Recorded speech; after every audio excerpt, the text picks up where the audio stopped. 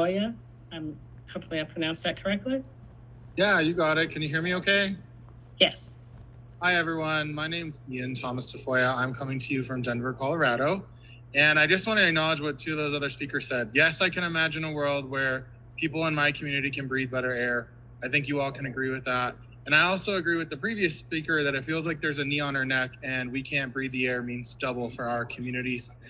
We've been marching about these issues, talking about those issues, and I'm so glad every time I get the opportunity to be in one of these meetings where we can convince you to do the right thing, which is to set the best public health limits for protecting our communities. My name is Ean Thomas Tafoya. I am the Colorado State Director for Green Latinos. We're a national environmental justice and conservation organization.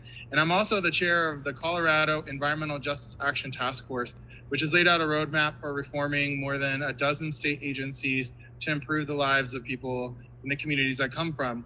And that's right, I'm from a frontline community. In fact, my mother, who's a social worker, bought her first home. We got our house. We were so excited. Turns out it was on a Superfund site. We could see a smokestack from our front yard. And what I've learned over the last decades, and really an act of self-defense of pushing to protect my community, there's more than 189 businesses violating federal environmental law. This is the most air polluted place in the entire state of Colorado. And I started to learn this because I worked for 3 branches of local government. And when I was in the Denver City Council, there was a decision made by the federal government, the state, and the city and county of Denver to widen a highway through my community. We scratched and clawed and raised $150,000 of our own dollars. We tried to do our own PM 2.5 long-term modeling that showed it'd be out of compliance.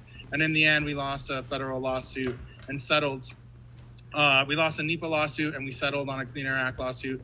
But we didn't stop there. We went on and we've now passed in our state law modeling for PM 2.5 by the State Department of Transportation. We passed our own version of the Air Toxics Act, and all while COVID was eating our communities alive, a loss of culture, a loss that I can't even really begin to describe because our communities were known to be disproportionately impacted by this. We have the numbers to prove it.